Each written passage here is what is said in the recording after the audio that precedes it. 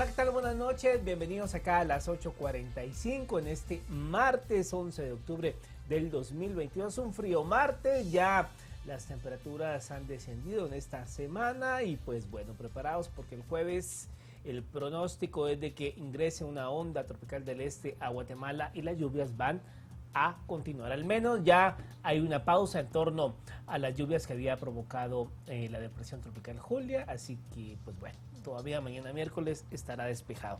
Esta noche vamos a hablar acerca de errores en algunas investigaciones que se han identificado por parte de la jueza Claudette Domínguez en procesos que encabezó la desaparecida Comisión Internacional contra la Impunidad en Guatemala, referente a casos que tienen que ver con traficantes de influencias. Aquel tema que usted recordará hablaba acerca de una estructura que cobraba sobornos para la devolución de crédito fiscal en la SAT, que eso también derivó en casos que luego alcanzaron a la señora Sandra Torres y a la UNE. De eso vamos a estar hablando en breve, pero saludamos también a Marinés Rivera, que nos acompaña acá en el set como todos los martes. ¿Cómo te va? Bien, Mario, qué gusto estar contigo en las 8:45, ya avanzando en el año, ¿no? Estábamos hablando justo ahorita antes de iniciar el programa que ya acercándonos al periodo del 20 de octubre, ya viene el fiambre también, el 1 de noviembre.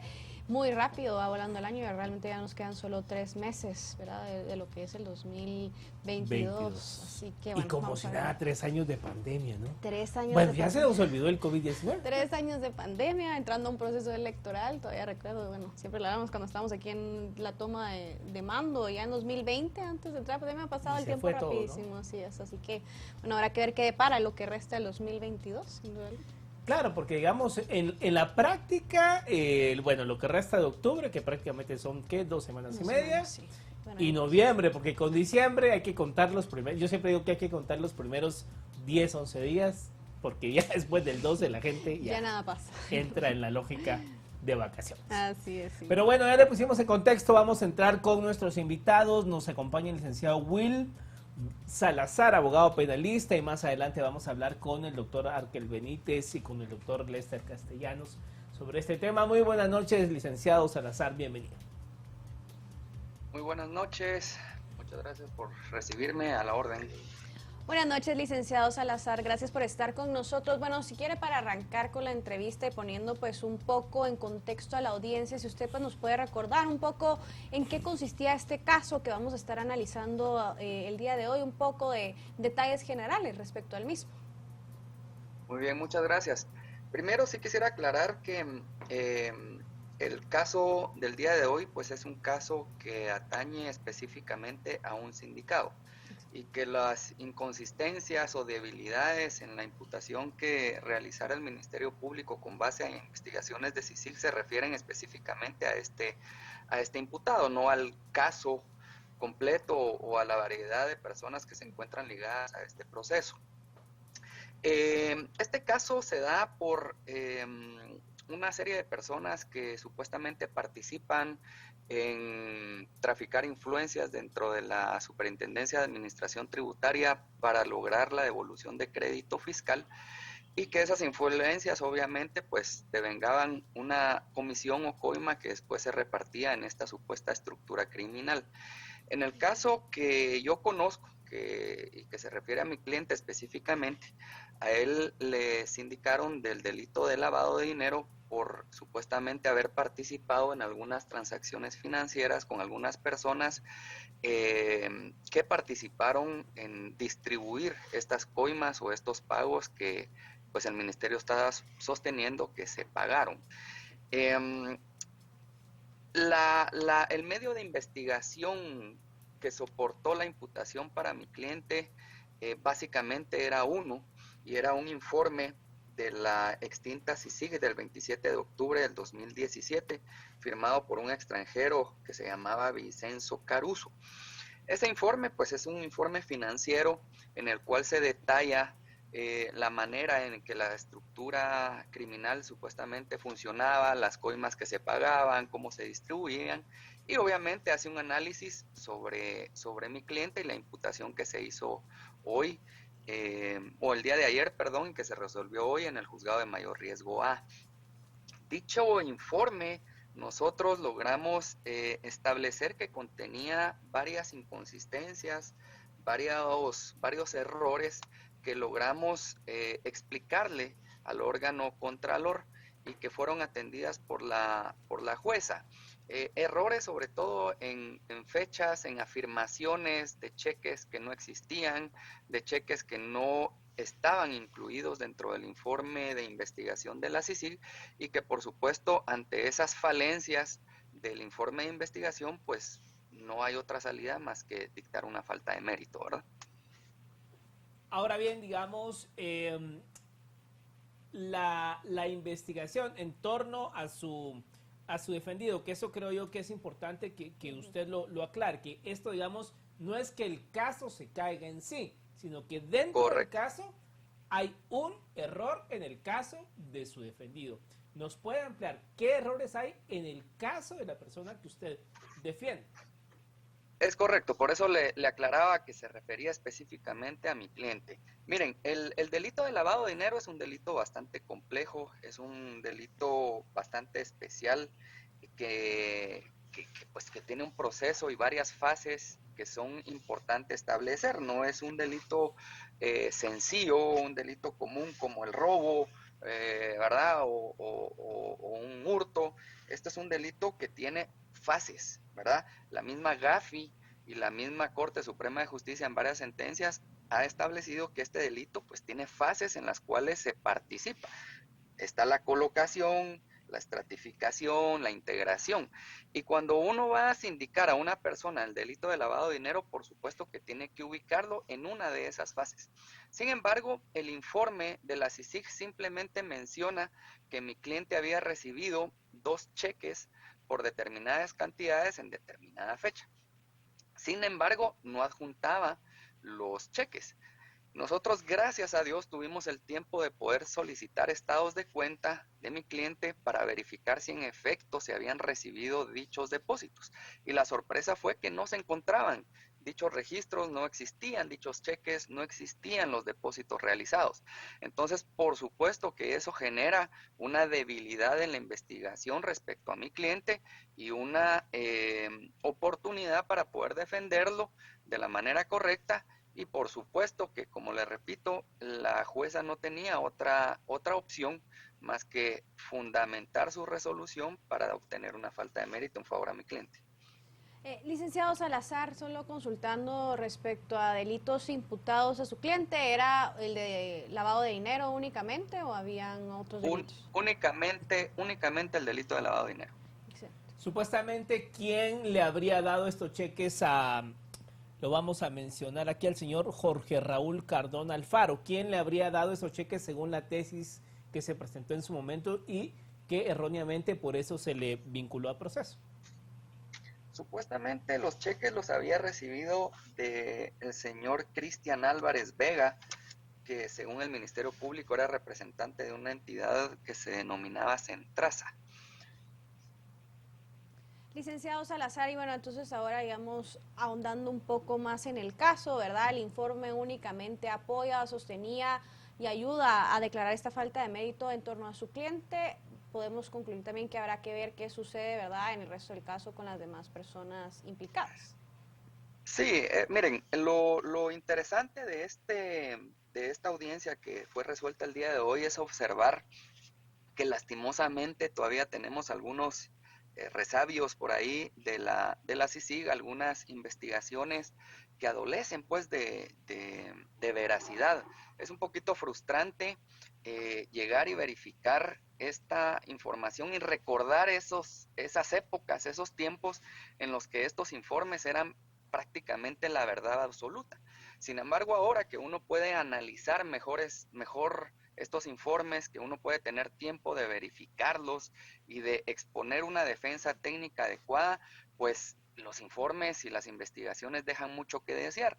Y lo que preocupa en el gremio sobre todo es tanto año invertido en la CICIG y que uno de los objetivos era pues trasladar esas capacidades al Ministerio Público y que en lugar de tener esa capacidad transmitida a los fiscales, lo que tenemos es una herencia de investigaciones que adolecen en ocasiones de errores. Entonces nosotros pues expusimos eso ante el tribunal y el tribunal pues acogió lo expuesto y obtuvimos la resolución que se obtuvo. Y pues ahorita mismo me dirijo a Mariscal Zavala a tramitar la libertad de mi cliente, ¿verdad?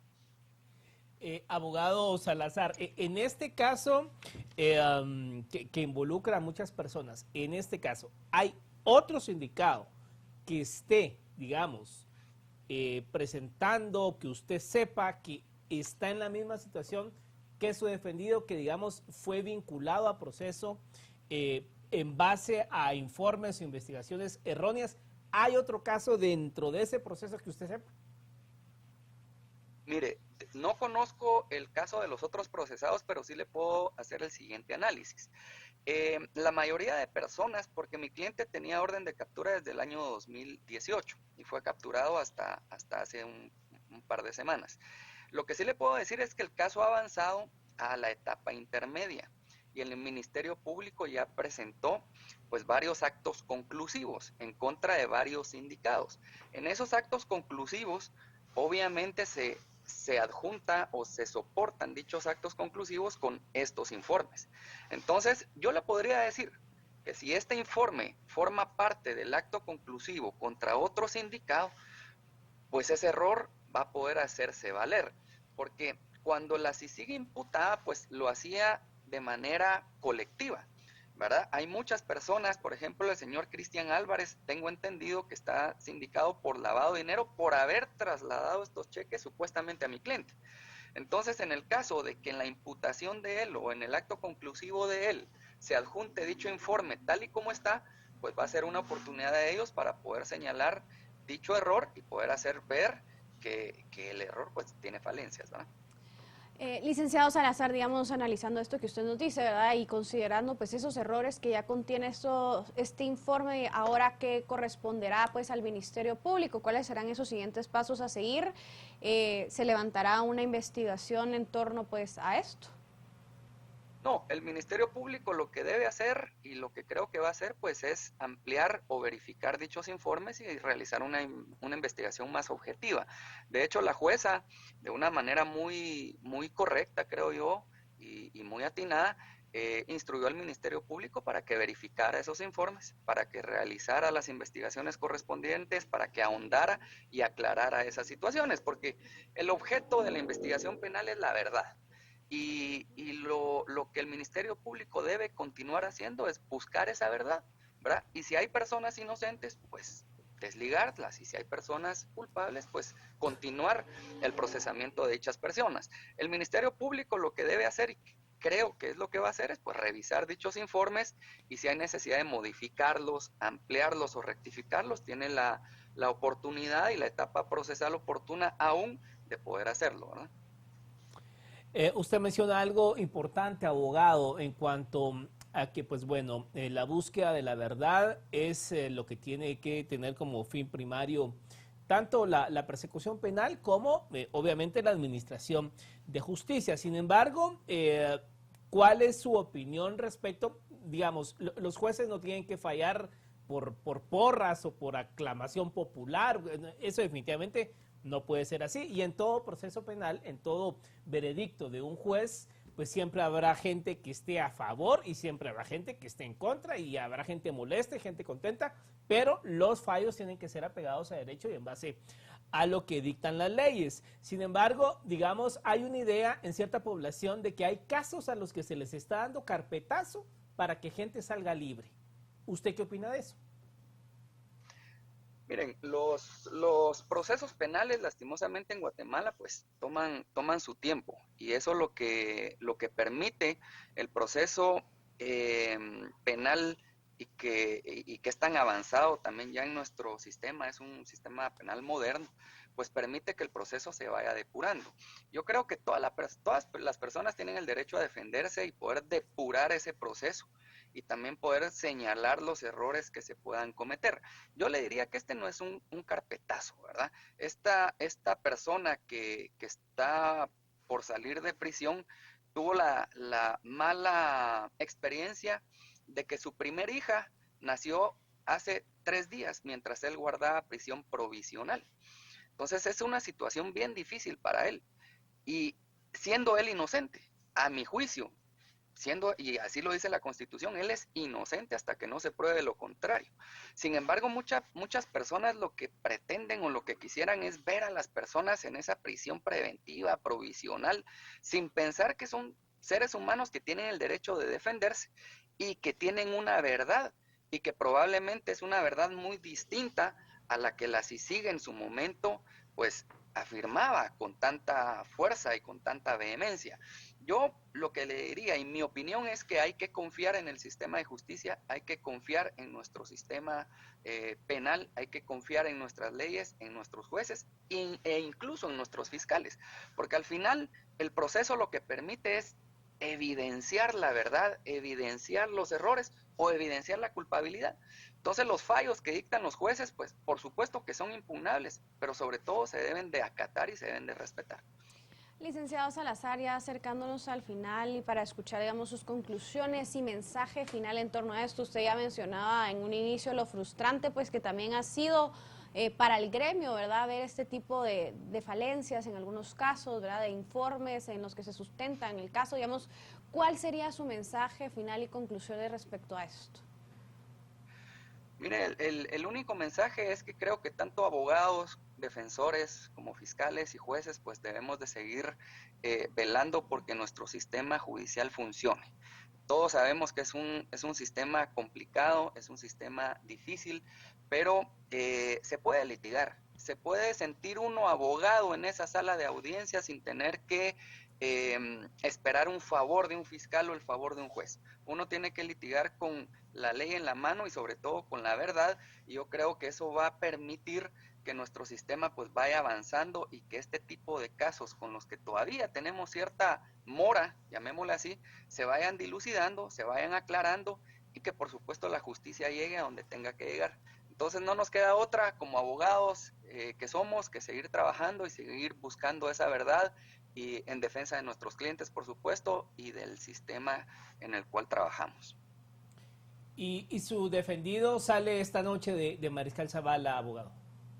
Primero Dios, hay un trámite bastante burocrático porque él se le dio su libertad inmediatamente, aproximadamente al mediodía, pero esta es la hora que todavía no ha salido. Entonces esperamos que hoy salga y que hoy conozca a su hija, a su bebé y la pueda cargar y que pueda estar con su familia, ¿verdad?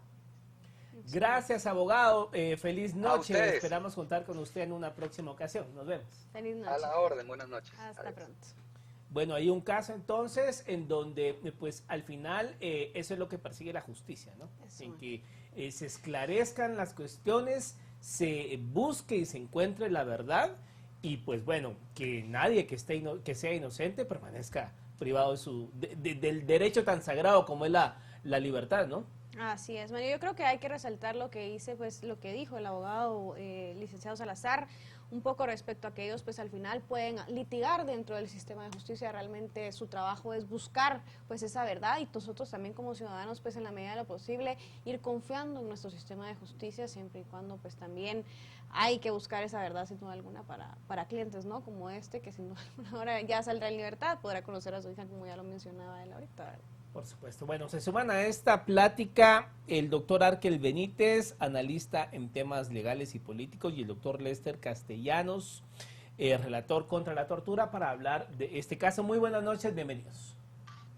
Buenas noches. Buenas noches, Mario y Marinés. Un gusto saludarlos a todos los televidentes. Buenas noches.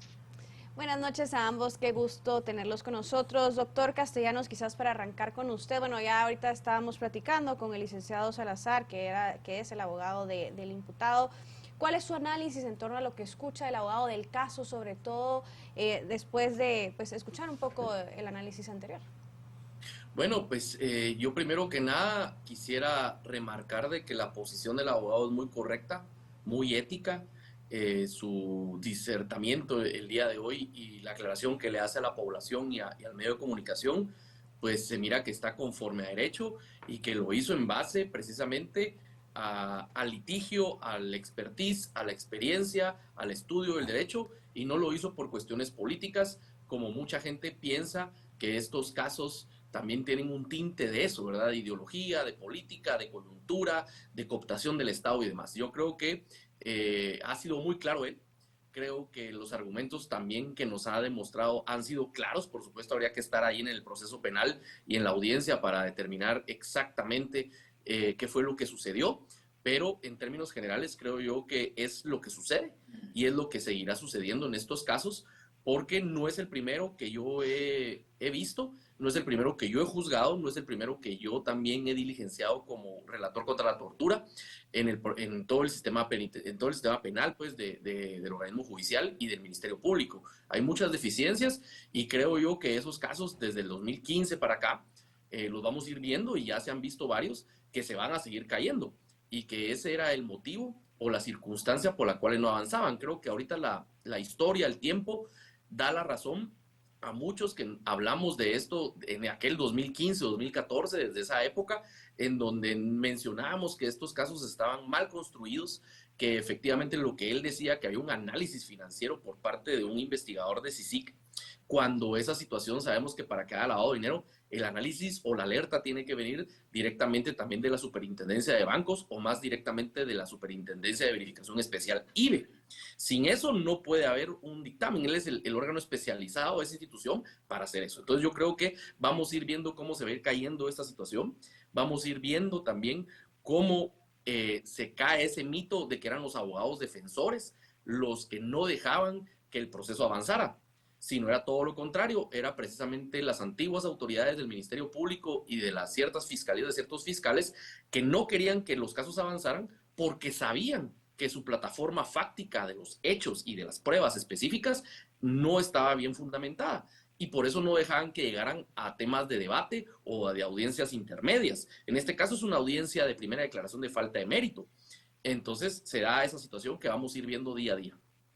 Ahora bien, Arkel Benítez, digamos, ¿cómo dilucidar esto? Porque, digamos, hace unos 7, 6 años, digamos, cuando estaba en su apogeo la desaparecida CICIG, uno escuchaba argumentos de un sector de abogados donde aplaudían al sector justicia y que los jueces estaban fallando en derecho, y uno escuchaba a otro segmento diciendo que no, que los casos estaban politizados, y ahora pareciera que el discurso se ha volteado. O sea, ¿cómo la población o cómo podemos entender estas posturas tan marcadas en hace 6, 7 años y posturas hoy tan marcadas en la actualidad donde pareciera que la cosa se ha invertido? ¿Cómo lo entendemos? Buenas noches, Mario. Buenas noches, Marinés. Un saludo también al doctor Lester Castellanos.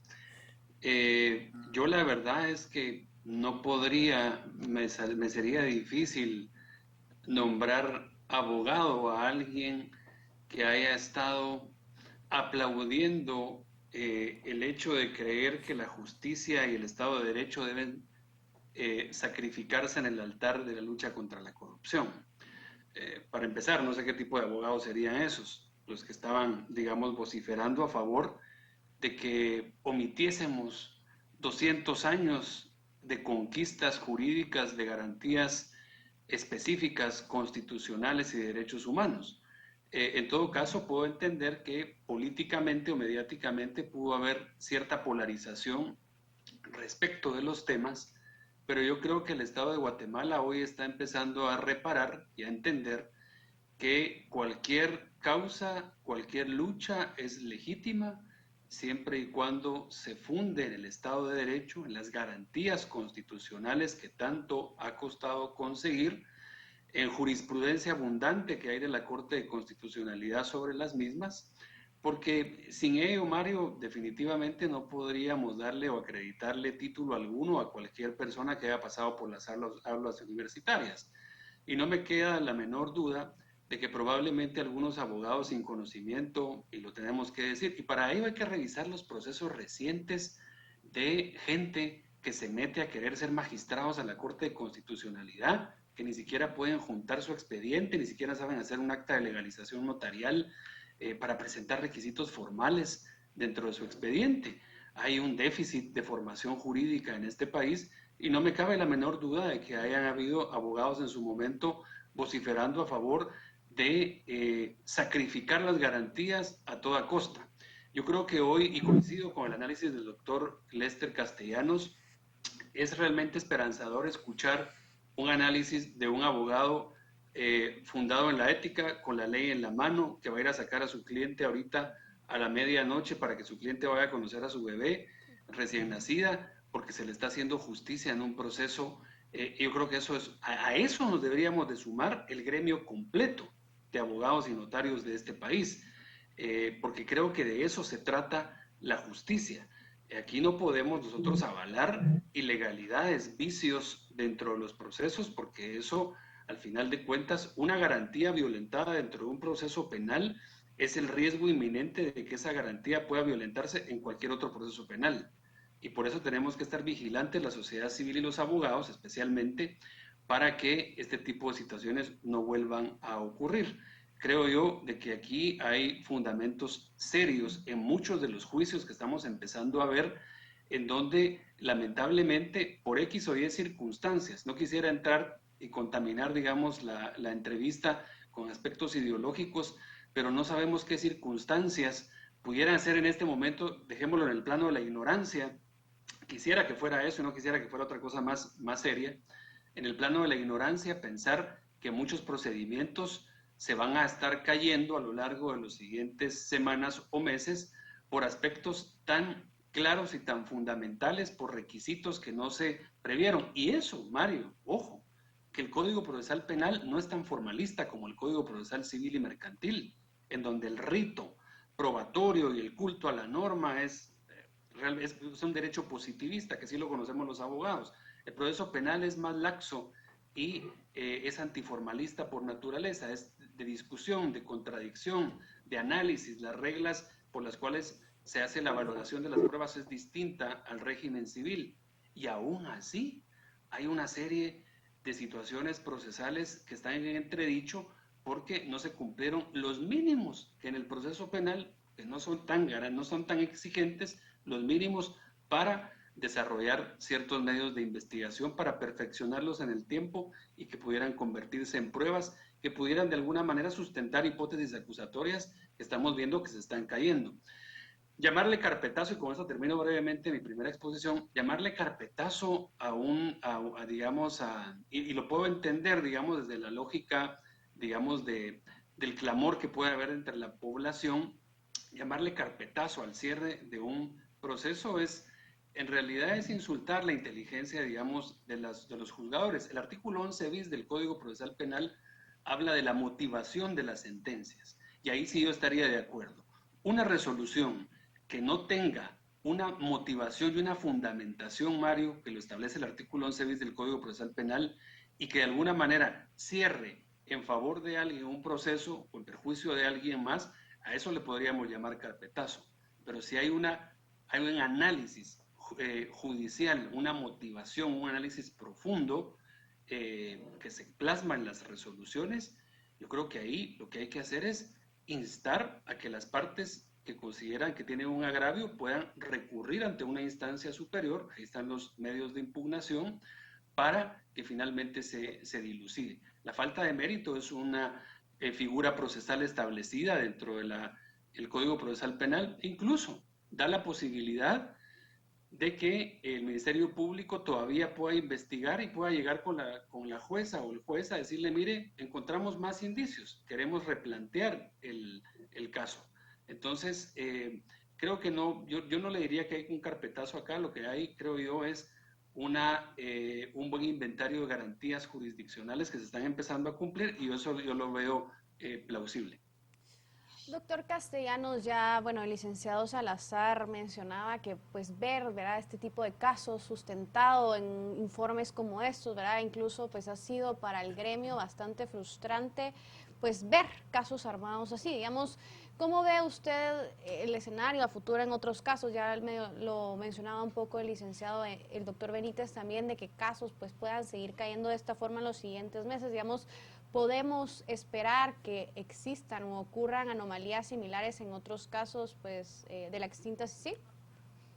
Pues yo creo que, retomando las palabras cabal de ustedes, pues creo que van a haber muchos carpetazos, mal llamados carpetazos, pero sí, se van a ir, yo creo que cayendo y cerrando, precisamente con faltas de mérito, con sobreseimientos y absoluciones. Muchos de los casos, no todos, por supuesto, pero muchos, ese creo que va a ser el panorama. Hay un problema que yo quisiera mencionar que es una cuestión cultural del gremio de abogados. ¿Qué va a pasar?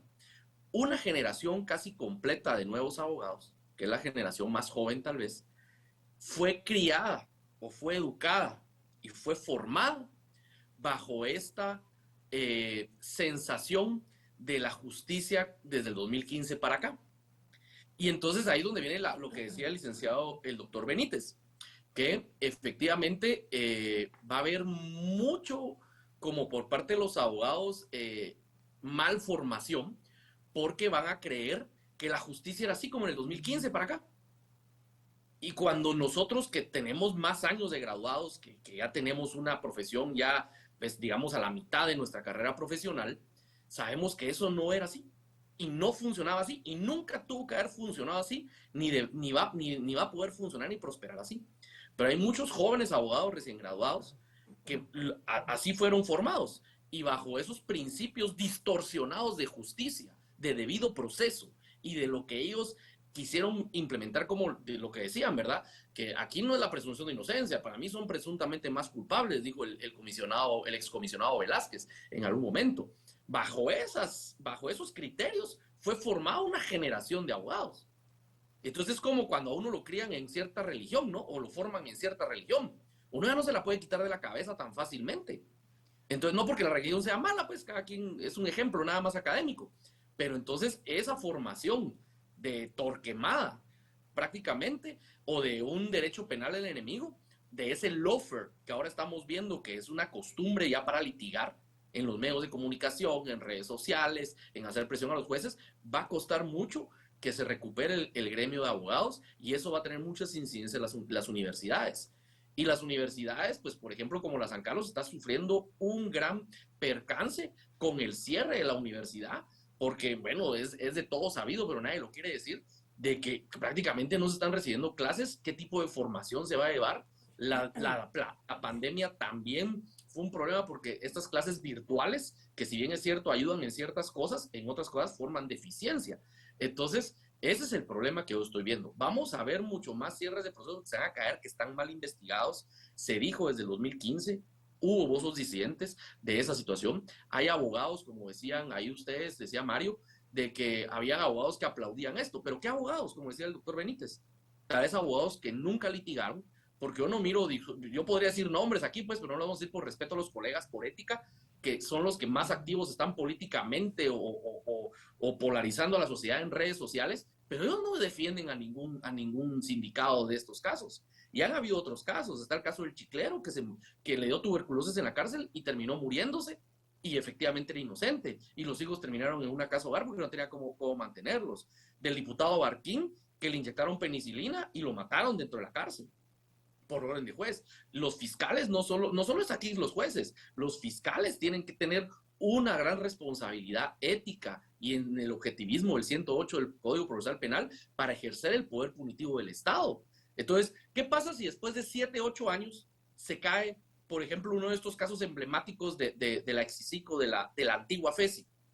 ¿Quién les va a pagar ese resarcimiento, no solo moral, sino económico, esa reparación digna a estas personas que estuvieron en prisión preventiva todo este tiempo y fueron absueltas?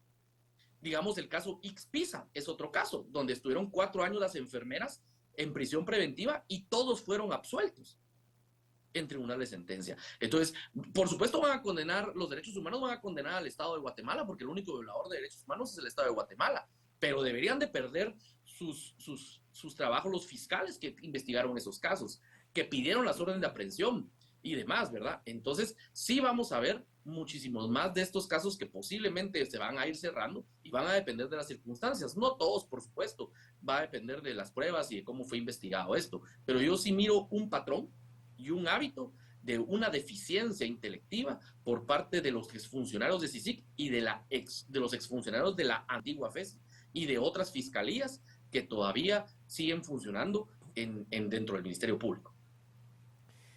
Sí, el doctor Castellanos tiene razón y digamos, cuando yo me refiero a que en determinado momento se aplaudía y otros señalaban, pues pareciera que la cosa ahora se ha revertido, me refiero a que, por ejemplo, y le voy a poner un ejemplo bien concreto, Arkel Benítez, digamos, uno que ya lleva un par de años en esto, pues yo recuerdo, por ejemplo, la Corte de Constitucionalidad que inscribió a Ríos Montt en el 2003 fue vilipendiada, atacada. Y así con cada corte ha sido la opinión pública en determinados sectores, aplausos, piedras, o sea, ¿cómo hacerle entender a la gente que este tema no es de porras, no es de hurras, no es de pedradas, sino que es un tema de justicia? Es un tema de fallo y resolver. O sea, a la anterior Corte de Constitucionalidad habrán quienes pues no les parecía cómo resolvía, habrán quienes que sí, y pasa igual con esta Corte. Pero a lo que quiero llegar es que el punto de justicia no puede ser por porras, ni por hurras, ni porque me cae mal o porque me cae bien. O sea, ¿cómo hacerle entender esto a la gente? Porque al final, y ya lo decía el doctor Castellanos, o sea, uno en redes sociales ve cualquier cantidad de cosas y ve cualquier cantidad de criterios que, digamos, pareciera que los criterios ahora se revierten. Y no se trata de eso, pues, o sea, se trata, la justicia tiene que ser y fallar apegada a derecho, le guste a este o no le guste al otro. ¿Cómo llegamos a ese punto de entendimiento? Hay una función pedagógica del derecho que tiene que existir, Mario, y esto pues es algo que está hasta en la Ley de Protección Integral de la Niñez y la Adolescencia, la Ley PINA, y establece los deberes de los niños. Un deber fundamental de los niños es leer la Constitución, entender la Constitución. 25 quetzales vale, además hay que pagarla en la tipografía nacional. No tienen ni siquiera que comer, pero 25 quetzales vale, para que los niños la van o comen una semana o compran la Constitución. Eso es lo que vale. O sea, está en la ley. Es que todo lo que hablamos muchas veces digamos, en estos espacios, en la academia, etcétera, hay muchas previsiones en la ley, y no con ello quiero irme a agotar un tema que es importante acá, dilucidarlo por el solo hecho de decir que está en la ley, pero en realidad hay muchas cosas que están en la ley. Podríamos pimponear toda la noche. Tocaste el tema de una persona que quiso inscribirse y a la presidencia en su momento, y una corte le permitió y demás. Puede ser cuestionable eso, pero también puede ser cuestionable cómo la jueza, en el caso de esa misma persona, con la sentencia de genocidio, se levanta a querer abrazar y mandar un mensaje a la audiencia que estaba ahí viendo el juicio. Esas irresponsabilidades, digamos, son las que no abonan, digamos, desde una lógica de madurez de la judicatura, a que la gente entienda de que eso no es de porras, ¿verdad? Precisamente, como bien lo mencionabas. Yo creo que hay una función pedagógica del derecho que debe enseñarse, la cultura de legalidad, la cultura jurídica, desde las aulas de la academia, desde la primaria, y es un proceso, pero sin lugar a dudas, como lo decía el doctor Lester Castellanos, debe de consumarse en las aulas universitarias de las facultades de Derecho del país y exigirse en la carrera judicial y en la carrera fiscal y en la defensa pública y en todos los espacios en los que los abogados pueden generar una carrera, digamos, en el servicio público de derecho. Yo creo que ahí es donde hay que insistir e invertir en que eso pueda generarse, digamos, esa promoción social de la justicia, ¿verdad?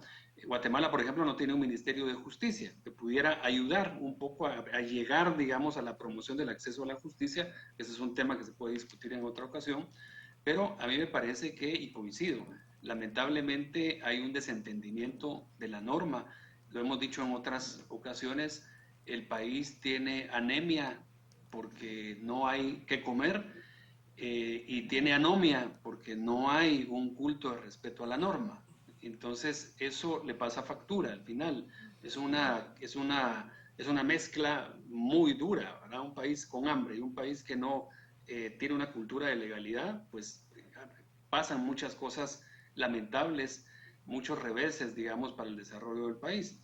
Entonces, en definitiva, yo sí considero que es necesario que se entienda, por ejemplo, que la Corte de Constitucionalidad, porque era el caso que ponías, Mario, la Corte de Constitucionalidad también, nuestra Constitución establece y la Ley de Amparo establece que una Corte puede separarse en un momento determinado de su propia jurisprudencia. Es parte de la evolución del derecho, de la construcción del derecho. Nuestra legislación constitucional lo permite, pero obviamente a través de un proceso de construcción en el tiempo. Lo que no se debe permitir es que haya un criterio para unos sí y para otros no, como hace el Tribunal Supremo Electoral, ¿verdad? En las elecciones, Cuando se quiere inscribir, inscribe a uno y a otro no lo inscribe, ¿verdad? Y que son expedientes exactamente iguales. A eso no propende la legislación, eso hay que corregirlo. Pero para lo que son los fallos de la Corte de Constitucionalidad, se permite que por la misma evolución del derecho, porque el derecho es dinámico y el derecho se va construyendo y se va consolidando a través de los fallos de la jurisprudencia, pueda haber criterios que hagan que se vayan afinando, digamos, ciertas posturas o los alcances del derecho. Eso sí, pero no generar de tal manera incertidumbre en la población que estemos viendo que hoy un mismo juez falla a favor de unos de una manera y a favor de otros de otra, que eso es lo que ha venido pasando y donde se genera mucha incertidumbre. Repito, eso fue en los tribunales supremos electorales anteriores. Por ejemplo, tiene una enorme responsabilidad de tratar de enmendar el terrible fiasco que fue el Tribunal Supremo Electoral anterior. Entonces yo creo que todo eso al final es parte de la contaminación que hay en el ambiente, ¿verdad? De esa falta de certeza y creo yo que ahí también hubo una mediatización exagerada de parte de la CICIG en su momento, creyendo que ellos tenían la verdad absoluta y lamentablemente hemos visto que lo que había era una agenda política en lugar de una agenda de fortalecimiento del sistema judicial, de intentar dejar capacidades instaladas para que la justicia mejorara. Lo que hicieron fue dejar instalados criterios que nosotros ya habíamos superado hace muchísimos años, criterios de garantías constitucionales que están... Es más, mencionaron el nombre de un italiano, un investigador italiano, y hay grandes autores italianos, Luigi Ferraioli, por ejemplo, puedo citar Luigi Ferraioli, es el padre del garantismo penal y es italiano.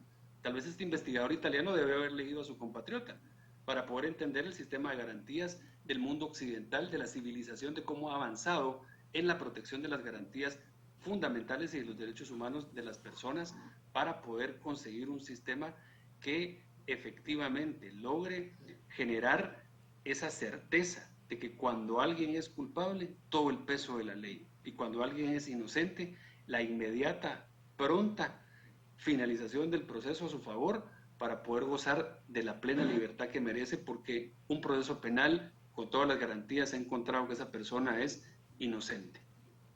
Doctor Castellanos, y hablando un poco respecto a una palabra que usted mencionaba, el lawfare, ¿verdad? Estas malas prácticas, porque bueno, es algo frecuente sin duda alguna en la región latinoamericana, ¿verdad? Hemos visto pues en los últimos años también en Guatemala el tema de la justicia se ha mediatizado, ¿verdad? El tema de prisión preventiva provisional, amparos, en fin, digamos, cómo ir consolidando pues nuestro sistema de justicia e ir pues poco a poco venciendo estas malas prácticas y que al final del día pues no se vaya politizando y no se vuelva pues un juego, sobre todo como bien lo mencionaba algo Mario, ¿verdad? Que cuando alguien está en el poder gire para un lado y que cuando alguien más esté gira para el otro, digamos, cómo empezar a consolidar nuestro sistema. Claro, mire, pues lo que pasa es de que yo he hablado mucho del lawfare en conferencias, inclusive aquí en entrevistas con ustedes, sobre este tema. Es bien complejo, pero ¿cuál es la garantía para que eso no pase? Es la ley, precisamente. Lo que pasa es de que aquí hubo un problema de que la ley no la aplicaban, o la aplicaban en unas interpretaciones distorsionadas, con unas incoherencias, de unas mentiras de racionamiento y de coherencia que solo ellos entendían cómo llegaban ahí. Por ejemplo, yo recuerdo una vez que un exfiscal que ahorita está prófugo decía en una conferencia que yo, como juez, tenía un código procesal distinto al que él tenía. Así. Entonces yo me quedé así como, oh, ok, ¿verdad? Y por supuesto yo no fui a la conferencia, porque si hubiera estado ahí tal vez no lo dice, ¿verdad? Pero el punto es de que las personas, primero que todo, tienen que entender, y los abogados y las nuevas generaciones, uno, que la ley es la ley, la interpretación de la ley llega con mucho estudio, por eso está la universidad, pero ahorita no tenemos Universidad de San Carlos en ese sentido, ¿verdad? Por lo que la toma de posesión, está en las universidades privadas, está en la ética y en el estudio específico y en el ejercicio de la profesión. Entonces, a mí me da mucha risa muchos abogados que critican ahí en redes sociales que eso es una mala práctica también, que hay que quitarnos todos los guatemaltecos, de que no todo lo que pasa en redes sociales hay que comentarlo porque no sabemos cuál es la realidad, ¿verdad? Entonces, pero estos abogados me dan risa porque critican y opinan, y cuando uno les pregunta, mire, ¿cuántos amparos ustedes han presentado? ¿Cuántos han resuelto? ¿O cuántos clientes ustedes han defendido en estos megaprocesos? Y les van a decir que ninguno. Entonces es fácil, pues, hablar de que yo voy a cocinar cuando nunca me he metido a la cocina, ¿va? Entonces, el problema es que uno tiene que ser responsable con el ejercicio de la profesión, y la ley es la garantía. El problema es que se distorsionó aquí la ley. Es más, no se distorsionó, simplemente no la aplicaban. Y por eso es como entender eso, lo que decía Mario, ¿no? Que antes sí y ahora no, y ahora cambió el péndulo. No es eso. Lo que pasa es de que ahora los tiempos del proceso, durante ese tiempo no lo dejaron correr al proceso penal. Lo obstaculizaban los propios fiscales, lo obstaculizaban los propios de la CICIC. Y entonces ahora que ya se dejó correr el caudal del proceso, digamos, para que lleve a su término. Es decir, es inconcebible que una persona esté 7 años y no llegue a debate, por ejemplo.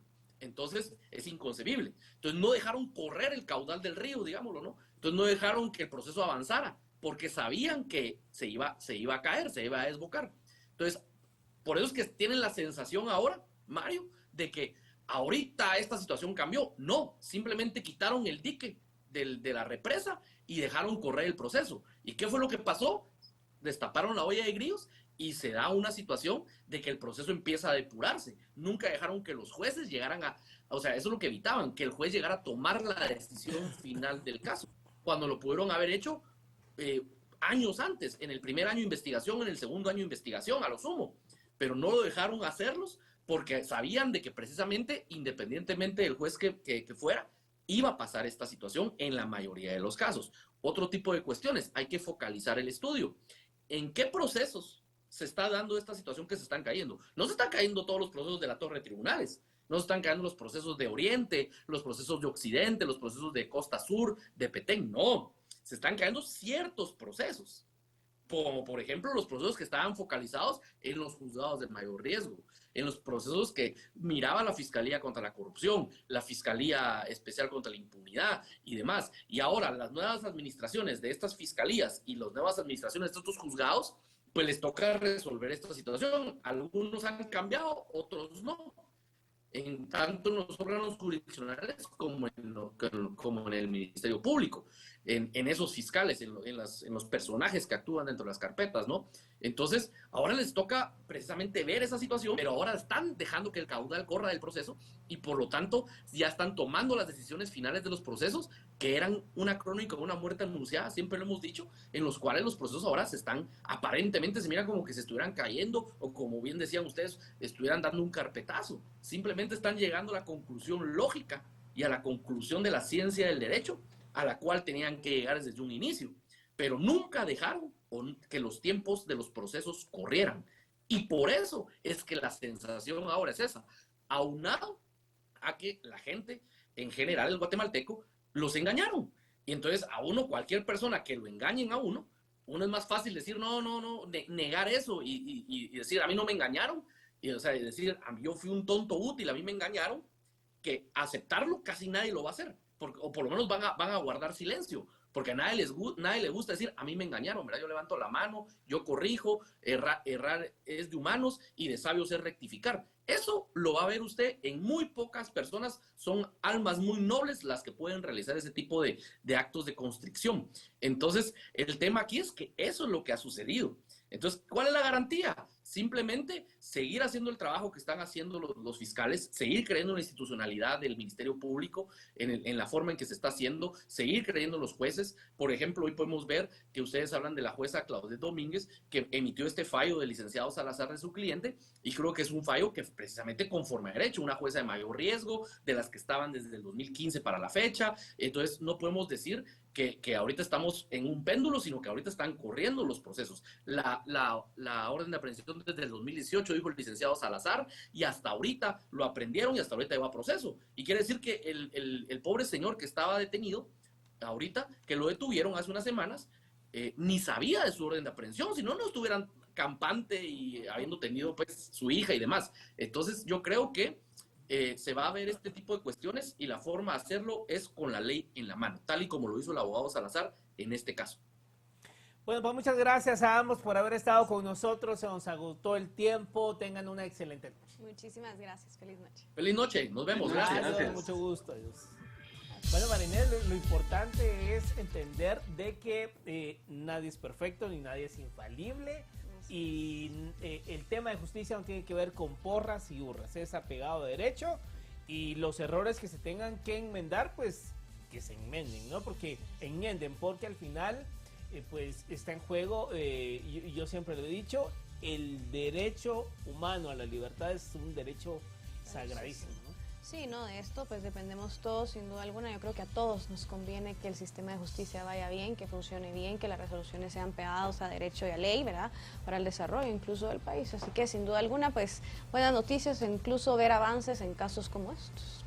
Por supuesto. Bueno, nosotros nos vamos, tengan una excelente noche. Feliz noche, hasta pronto.